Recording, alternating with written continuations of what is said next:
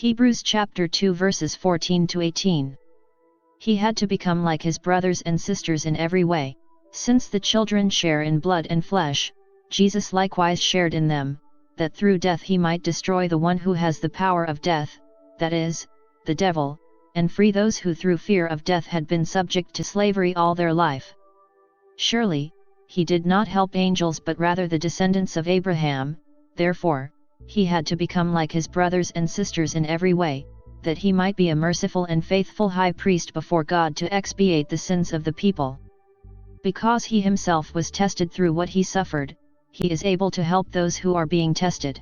Yom Kippur was the only time during the year when the high priest could enter the Holy of Holies. In the Old Testament, the Day of Atonement was the day the high priest sacrificed a young bull and a ram for his sins, and those of his fellow priests. The people would then buy, and present him with 2 goats, one would be sacrificed for the past year's sins of the people, and the other goat became the scapegoat, that would be carried out of the camp and symbolically carrying the sins of the people into the wilderness where the goat was set free.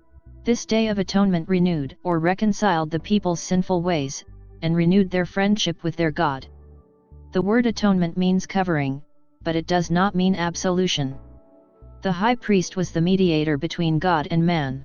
Verse 17 and 18, therefore, he had to become like his brothers in every way, that he might be a merciful and faithful high priest before God. Because he himself was tested through what he suffered, he is able to help those who are being tested. By doing so he became the high priest and perfect mediator between God and man because while on earth he was tested in every way. He also became the perfect offering because of his perfection. Christ's priesthood consists in making atonement by a sacrifice of expiation and a peace offering for the sins of mankind. He takes our place and atones on our behalf. His suffering strengthens us and sets us an example as to how to deal with pain and difficulty.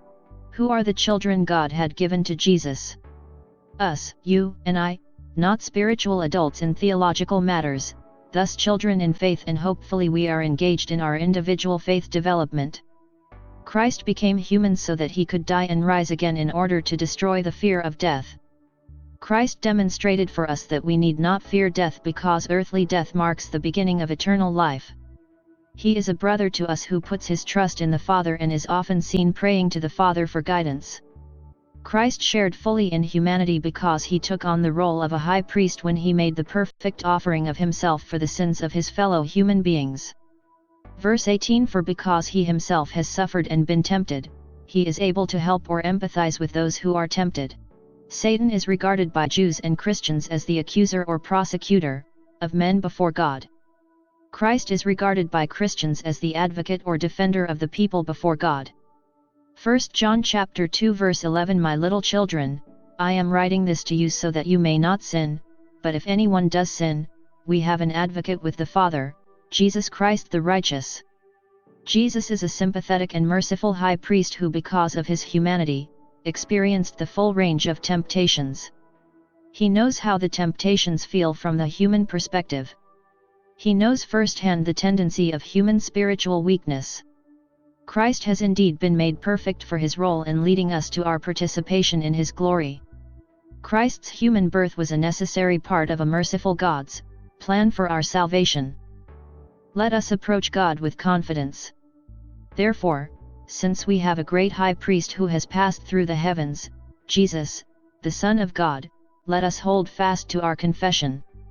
For we do not have a high priest who is unable to sympathize with our weaknesses, but one who has similarly been tested in every way, yet without sin. So let us confidently approach the throne of grace to receive mercy and to find grace for timely help.